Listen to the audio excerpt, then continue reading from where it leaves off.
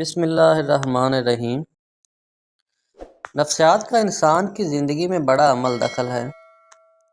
انسان جب نفسیاتی طور پر ہار جاتا ہے تو چاہے اس کی وجوہات جنسیاتی طور پر فیل ہونا ہی کیوں نہ ہو، تو وہ بازاری میں اس قسم کی حماقتیں کر بیٹھتا ہے۔ عام مفہوم خودکشی کا مطلب اپنی زندگی کو اپنے ہی ہاتھوں سے ختم کرنا لیا جاتا ہے۔ خودکشی بہت سی وجوہات کی بنا پر کی جا سکتی ہے، جن میں ڈپریشن، شرمندگی کا احساس، گنہگار ہونے کا احساس، مایوسی، جسمانی اذیت، ذہنی دباؤ، بے قراری یا بہت سی ایسی وجوہات کی بنا پر خودکشی کی جاتی ہے جن کی خواہش نہیں کی جاتی مگر وہ وقوع پذیر ہوتی رہتی ہیں۔ ورلڈ ہیلتھ آرگنائزیشن کے مطابق ہر 40 سیکنڈ کے بعد ایک شخص دنیا میں خودکشی کرتا ہے۔ اس طرح خودکشی کا مسئلہ دنیا کا ایک بہت بڑا مسئلہ بن کر سامنے آ رہا ہے۔ اس کے علاوہ تقریباً 2 کروڑ کے قریب لوگ ہر سال خودکشی کرتے ہیں۔ خودکشی پر اگر غور کیا جائے تو کسی بھی مذہب میں خودکشی کے عمل کو جائز قرار نہیں دیا جاتا، تاہم مذاہب میں شہادت کا تصور موجود ہے جس کا جواز بہت مختلف ہے۔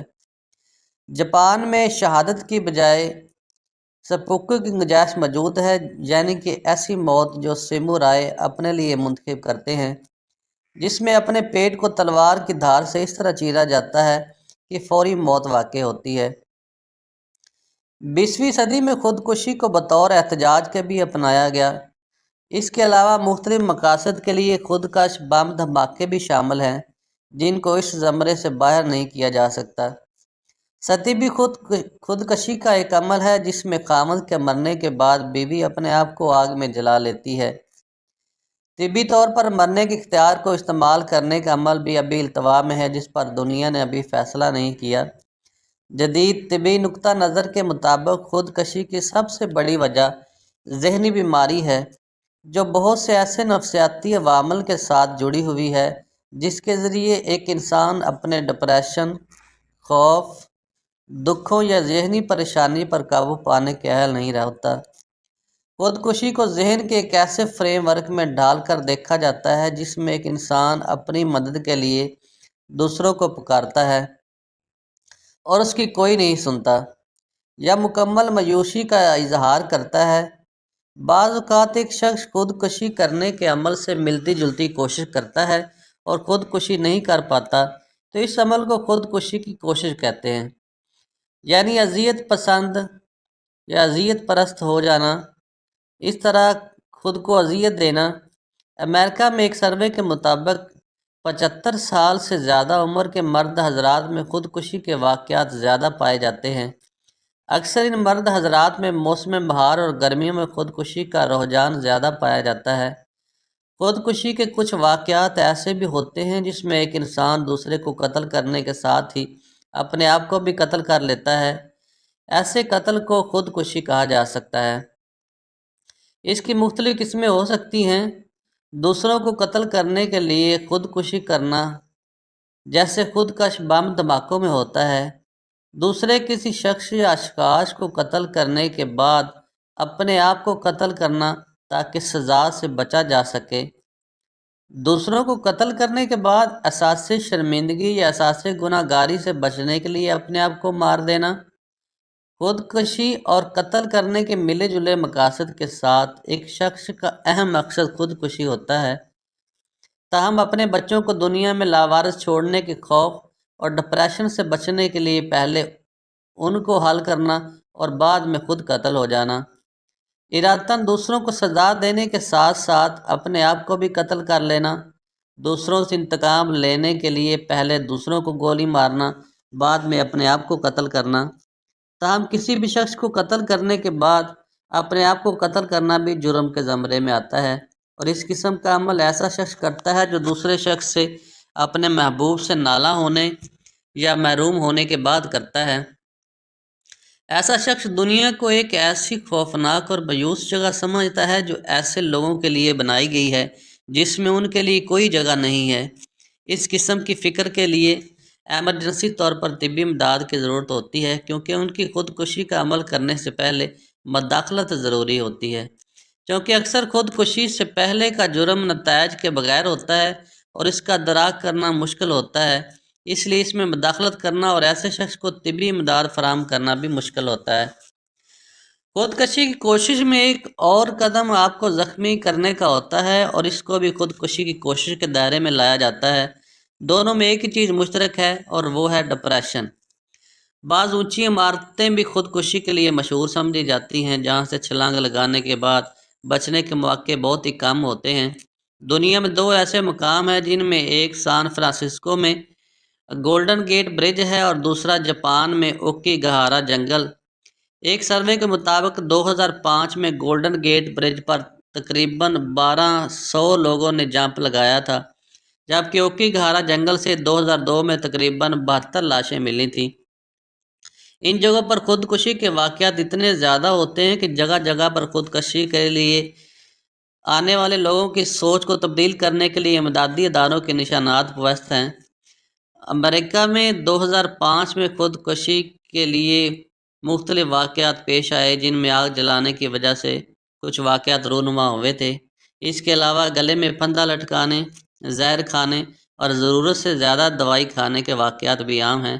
یہ واقعات تقریباً 42 بنتے ہیں اور اس کے علاوہ خودکشی کے واقعات میں اونچی جگہ سے چھلانگ لگانا، ٹرین کے آگے جمپ لگانا یا گاڑی کو ٹکر دینا وغیرہ شامل ہیں، اور نہر میں چھلانگ لگا دینا بھی انہی میں شامل ہے۔ وہ لوگ جو خودکشی کے واقعات میں بچ جاتے ہیں اکثر نفسیاتی مریض بن جاتے ہیں۔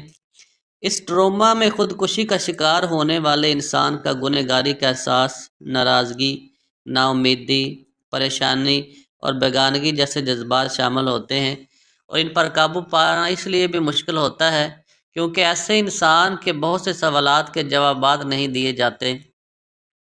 امریکہ میں ہر سال خودکشی کے رویے سے ہونے والی اموات اور زخمیوں پر سالانہ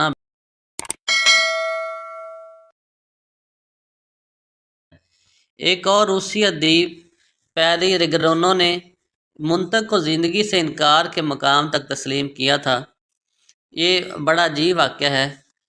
اس نے عوامی ہمدردی حاصل کرنے کے لیے ایک کتاب لکھی اور بعد میں خودکشی کر لی تاکہ لوگ اس کو پڑھیں۔ تاہم اس کی کتاب کوئی خاص نہ تھی، اس کے لیے بڑی تعداد میں نہ پڑھی گئی۔ اصل خودکشی کو سماجی منظر کے علاوہ سمجھنے کی کوشش ہی نہیں کی گئی۔ اس کے برعکس آغاز ہی سے خودکشی اور انسانی فکر کے درمیان تعلقات کا کھوج لگانا ضروری ہے۔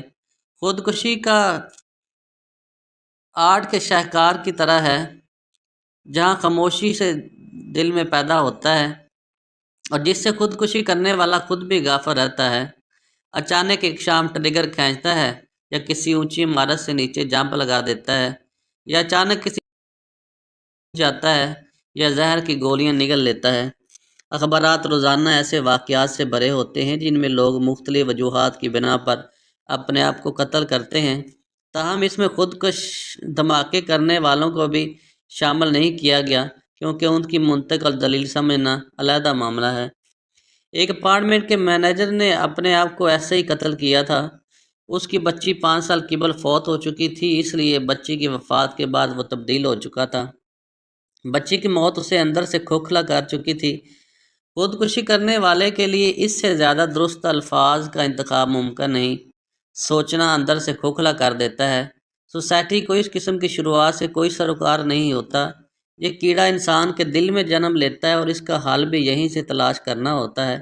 ایک شخص کو اس موذی کھیل کو سمجھنا اور سیکھنا چاہیے جو عقل اور دلائل سے رہنمائی پاتے ہوئے دکھ بھرے تجربات کے ذریعے روشنی سے اندھیرے کی طرف دوڑتا ہے۔ خودکشی کی بہت سی وجوہات ہو سکتی ہیں اور ظاہری وجوہات زیادہ اہم نہیں ہیں۔ غور و فکر کے دوران شاید ہی خودکشی کی گئی ہو۔ جو چیز اس بحران کو نمایاں کرتی ہے جس پر قابو پانے کے لیے ایک انسان اپنی جان کی قربانی دیتا ہے، وہ ایسی حقیقت ہے جس کو لیبارٹری میں پرکھا نہیں جا سکتا۔ اخبارات اس کی وضاحت نہیں کر سکتے۔ یہ وضاحتیں معقول نظر آتی ہیں مگر حقیقت نہیں ہیں۔ اس کے علاوہ یہ بھی جاننا ضروری ہے کہ خودکشی کرنے والے دن اس مایوس شخص کے قریبی دوست نے کہیں اس سے لا تعلقی کا اظہار تو نہیں کیا تھا، یا خودکشی والے دن اس کو سوسائٹی میں کسی ایک عمل نے مکمل اندھیرے میں تو نہیں دھکیل دیا تھا، جس کے بعد خودکشی کرنے والے انسان نے کائنات میں صرف اندھیرا ہی اندھیرا نظر آیا۔ اگر ایسا ہے تو ایسا کرنے والا بھی مجرم ہے۔ اسلام ایک مکمل ضابطہ حیات ہے۔ اسلام نے خودکشی کو حرام قرار دیا ہے۔ اسلام کسی انسان کو خود اپنی جان تلف کرنے کی ہرگز اجازت نہیں دیتا۔ زندگی اور موت کا مالک حقیقی اللہ تعالیٰ ہے۔ جس طرح کسی دوسرے شخص کو موت کے گھاٹ اتارنا پوری انسانیت کو قتل کرنے کے مترادف قرار دیا گیا ہے، اسی طرح اپنی زندگی کو ختم کرنا یا اسے بلا وجہ تلف کرنا بھی اللہ تعالیٰ کے ہاں ناپسندیدہ فعل ہے۔ قرآن مجید کی ایک آیت کا ترجمہ ہے، اور اپنے ہی ہاتھوں خود کو ہلاکت میں نہ ڈالو اور صاحبان احسان بنو، بے شک اللہ تعالیٰ احسان کرنے والوں سے محبت کرتا ہے۔